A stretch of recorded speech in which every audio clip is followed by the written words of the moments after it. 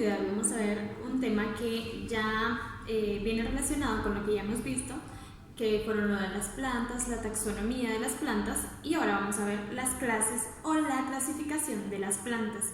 Entonces les voy a ir leyendo unos pequeños párrafos y vamos a ir conociendo algunos de las clases de las plantas. Entonces, el reino de las plantas es uno de los más diversos en la naturaleza. Si nos damos cuenta, es diverso. ¿Por qué? Porque hay varios bosques, hay varias selvas, junglas, en donde se encuentran diversas clasificaciones de plantas, incluso algunas que ni siquiera las hemos visto y las hemos escuchado mencionar. Entonces las plantas son muchas, son infinidades de plantas. Entonces es por eso que este reino pues se conforma y se dice que es el más extenso, uno de los más extensos, porque en la naturaleza existen muchas diversas plantas, ¿sí? Entonces existen plantas acuáticas, ¿sí? Tenemos que saber y conocer cuáles son las plantas acuáticas. También existen las terrestres, con semilla o sin semilla, las plantas con flores o sin flores, y presentan adaptaciones de acuerdo con su forma de vida. Entonces aquí nos dieron ya varios puntos, ¿verdad?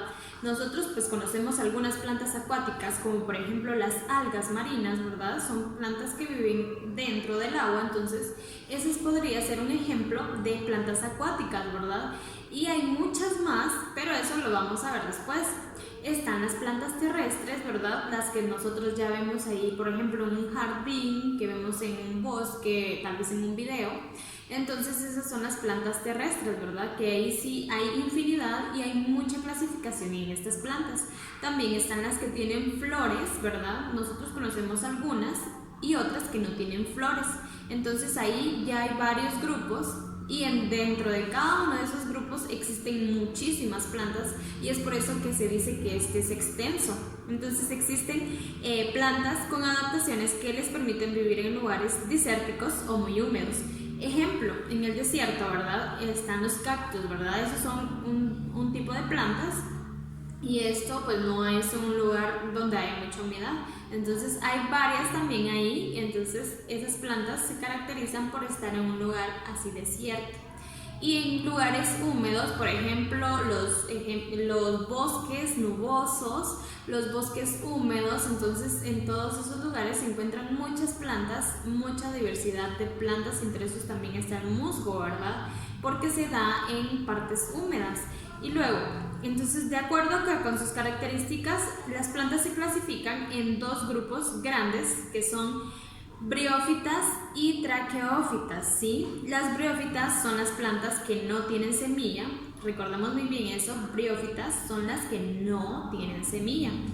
Como los musgos, lo que les decía, las hepáticas, que tienen forma de hígado, y los antoceros. Estas plantas son las más antiguas y sencillas, se reproducen por medio de esporas, no poseen flores, fruto ni semillas. Nosotros ya vimos la reproducción sexual y asexual, y pues estas esporas pues son en forma sexual, ¿verdad? Porque con una parte de ellos nace otro, ¿verdad? Entonces, y estas son las plantas sin semillas.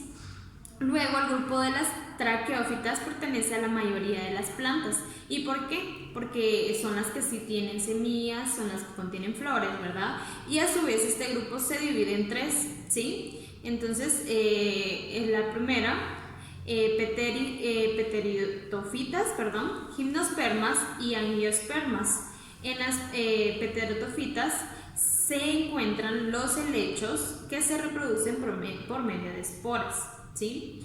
Luego, en las gimnospermas se tienen las semillas, que se encuentran dentro de las piñas o conos, que son flores. Por eso a este grupo se le conoce como coníferas. Los pinos y los cipreses pertenecen a este grupo. Entonces, a los gimnospermas, ¿verdad? En forma de cono, ¿sí? Entonces los pinos se consideran que son de esta clase, ¿verdad? Porque son en forma de cono.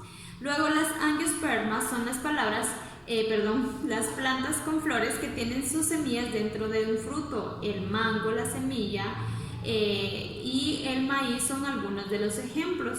De acuerdo con el número de cotildones, los angiospermas a su vez se dividen en otros dos grupos, ¿sí? El primero, que son los monocotildes, y los dicotildeones, ¿sí? El cotildeón es la primera hoja de la semilla, ¿sí? Estas palabras parecen trabalenguas, ¿verdad?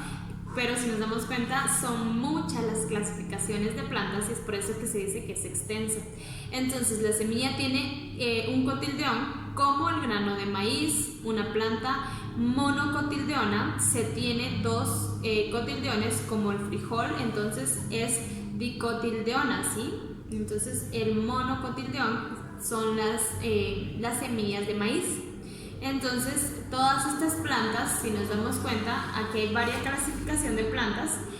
Las biófitas, recordemos que son los musgos; las pteridófitas, los helechos; los gimnospermas, los pinos; y los angiospermas, encino y orquídeas. Entonces, tenemos que tener bien en cuenta que son varias las clasificaciones de plantas. Entonces, lo que vamos a hacer es lo siguiente.